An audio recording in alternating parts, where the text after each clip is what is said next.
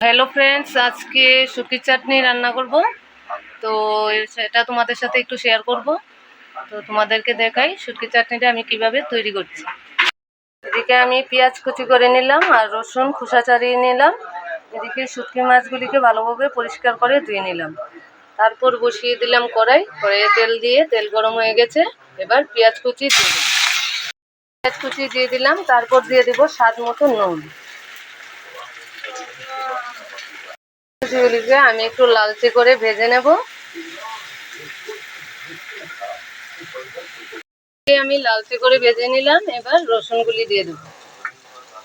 রসুনগুলি আমি থেতো করলাম না, এভাবেই দেব।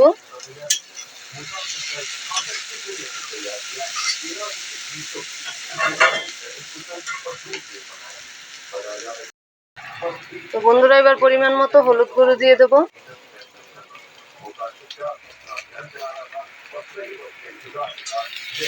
বন্ধুরা, শুটকির চাটনি তো সবাই খায় না, আমি আর আমার হাজবেন্ড খাই, তার জন্য তৈরি করছি।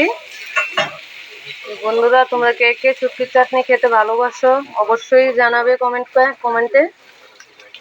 এবার শুটকি মাছগুলি দিয়ে দিলাম, দিয়ে ভালোভাবে ভেজে নেব।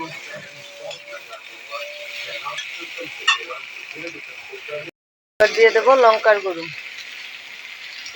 এবার কিছুক্ষণের জন্য একটু ঢাকা দিয়ে দিলাম। তো বন্ধুরা, তোমরা কেমন আছো অবশ্যই কমেন্টে জানাবে। বন্ধুরা, রান্না তো মোটামুটি শেষ করে ফেলেছি। এবার ছেলেকে ভাত দিয়ে দেবো। ডাল দিয়ে আর ডিম সিদ্ধ দিয়ে ভাত খাবে। তো চাটনিটা কিরকম হয়েছে অবশ্যই কমেন্টে জানাবে।